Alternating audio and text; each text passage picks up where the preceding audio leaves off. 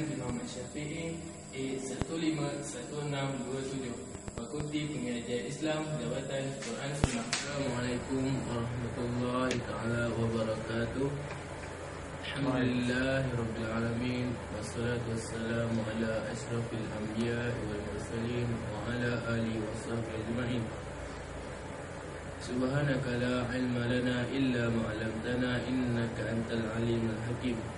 Rabbi shrah li sadri wa yassir li amri wahlul 'uqdatam min lisani yafqahu qawli. Alhamdulillah, marilah kita panjatkan kesyukuran kehadrat Ilahi yang telah memberi kita nafas untuk membolehkan kita berkumpul di dalam majlis ilmu ini. Alhamdulillah. Sebelum itu saya ingin memperkenalkan diri saya. Nama diberi Abdul Rahman bin Muhammad Syafi'i. Okey, asal daripada Kuala Lipis, Pahang. Okey.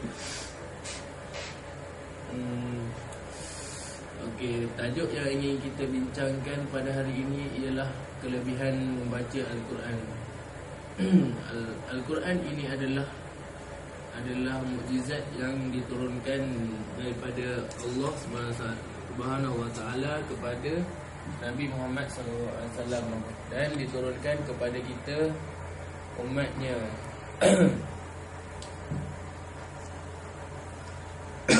Okey, kita masuk kepada kelebihan membaca Al-Quran.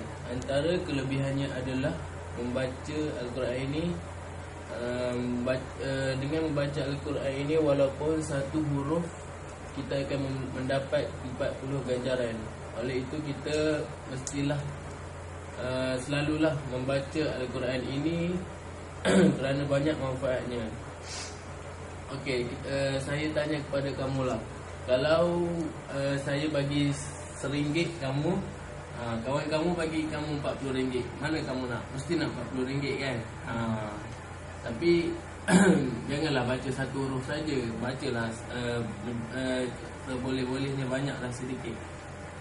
Sekurang-kurangnya 3 ayat. Okey, yang seterusnya ialah dengan membaca Al-Quran ini dapat membantu kita ketika di akhirat kelak.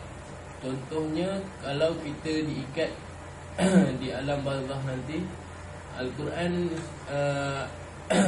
ini akan menarik kita jika kita selalu membacanya di dunia. Okey, di situ kita dapat lihat bahawa kelebihan Al-Quran ini sebenarnya banyak. Kita boleh dapat manfaat daripada membaca Al-Quran ini. Okey. Kesimpulannya, apa yang dapat saya simpulkan di sini adalah dengan membaca Al-Quran itu amatlah penting, kerana Al-Quran ini akan memberi pertolongan dan perlindungan kepada kita di akhirat kelak. Okey, selepas ini ada apa-apa soalan boleh diajukan kepada saya. Assalamualaikum. Terlebih dulu saya memperkenalkan diri saya. Saya Muhammad Aminuddin bin Muhammad Yusof. Saya ingin bertanya kepada saudara, sebagai seorang mahasiswa atau mahasiswi, bagaimanakah cara yang sesuai atau cara untuk paling berkesan untuk mengistiqomahkan dalam membaca Al-Quran? Jika kita tahu sekarang pelajar-pelajar universiti dan pelajar-pelajar sekolah sering sibuk dengan aktiviti sukan, membuat assignment. Jadi soalan saya, bagaimanakah cara yang paling sesuai atau cara yang paling berkesan untuk mengistiqomahkan membaca Al-Quran ini? Okey, Waalaikumsalam warahmatullahi wabarakatuh. Terima kasih kepada saudara Amin yang beri soalan.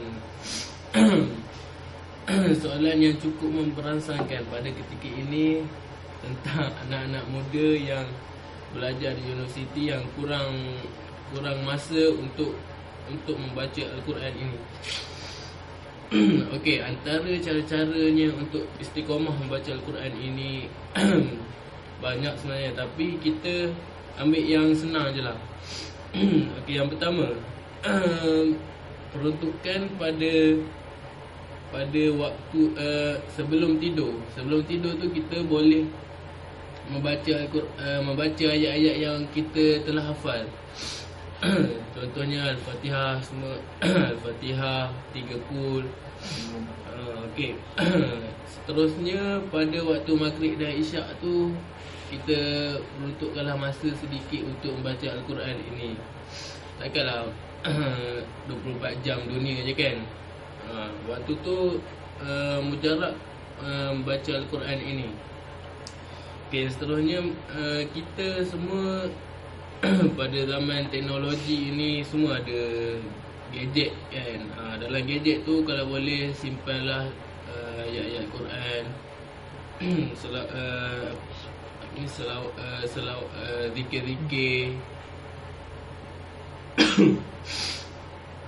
Okey, yang seterusnya apa yang kita hafal tu kita bolehlah baca di mana-mana sahaja. Tapi janganlah baca di dalam tandas. Sebelum masuk tandas tu kita boleh baca apa-apa semua. Okey, saya rasa itu sahajalah yang dapat kita bincangkan pada hari ini. Saya akhiri perbincangan kita pada hari ini dengan tasbih kifarah dan surah Al-Asr.